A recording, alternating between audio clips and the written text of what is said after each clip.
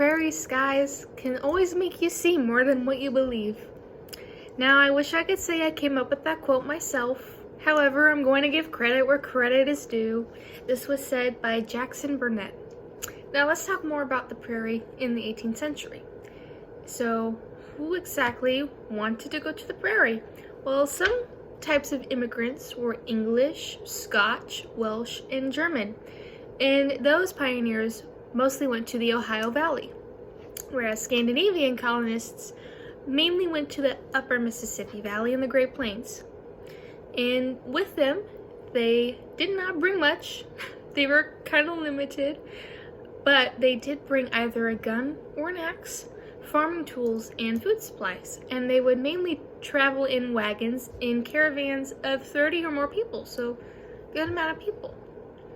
Now, why did they do this? Well, it's the reason why people wanted to come to America in the first place. They wanted political and economic freedom, and they felt they could achieve that by going westward. Plus, it was a new start in life.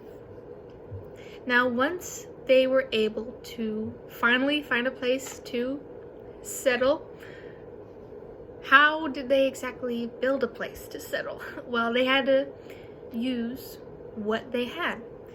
And so, places, some examples of places they settled were the Ohio, Mississippi Valley, Oregon, California. Anything west of the Rocky Mountains was considered the frontier, the prairie.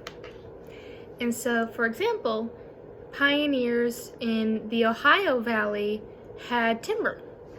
And these are like the famous Lincoln logs, kind of timber they used to make the cabins. They would notch the logs and stack it on top of each other. And in these cabins, there were two holes. So one was for a door and the other was for a window.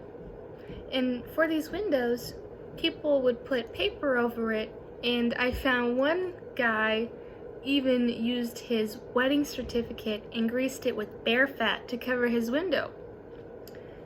And so also pioneers would make what is called a half-faced camp. And so they would build this camp facing south away from the wind and rain. And these had two poles that were laid slanting upwards, and these were covered with tree branches. So now, okay, we've built a cabin. What are we going to do with our lives now? Well, it depends if you were a man, woman, or child. And a woman named Christina Tilson and her husband moved to central Illinois in 1822. And her husband acknowledged that, well, it's an enjoyable place for man, and he's talking about the frontier, the prairie. But for women and oxen, it was quite the opposite. Now, what did men do that was so much better? Well, they hunted, built cabins, and they farmed. And the women, they would help farm, but they would also spin cotton, make clothes, take care of the home and the children. Interestingly, so there were also native men and women and children there too. Navajo, Kickapoo, many others. I even have some Navajo cultural items with me as well. Now, Kickapoo women had more rights and less responsibility, so these women actually could divorce their husbands and had only 4 children. Now, a child who is very famous that we often think of when we hear the prairie, Little House on the Prairie, Laura Ingalls Wilder, her father accidentally built a home on Indian land believing it was theirs for settlement, and her little sister Carrie was also born around that time.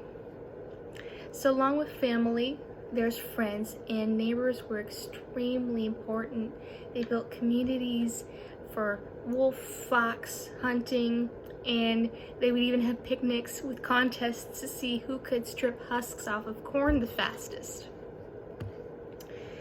And there's also schools and churches. Before churches were built, however, there was what was called a circuit rider, and he would preach on horseback, traveling from home to home. And then communities would just join together eventually and do their own church. And so another person during this time, his name is William Cullen Bryant, and he had a lot of things to say about the prairie, good and bad. One of the downsides, he did not like Jacksonville. This is what he wrote, and I'm going to read it. A horribly ugly little village composed of little shops and dwellings stuck close together around a dirty square, in the middle of which stands the ugliest of possible brick courthouses. The prairie wasn't perfect, I'll say that. But what's so astonishing about the prairie is that people saw it as a perfect opportunity for a fresh start on life. People were curious about what was west, and we're still curious about what's beyond. It's human nature to wonder what is out there. And it's just, again, the perfect place to begin anew. And that is why I chose this topic. And thank you so much for listening to my presentation.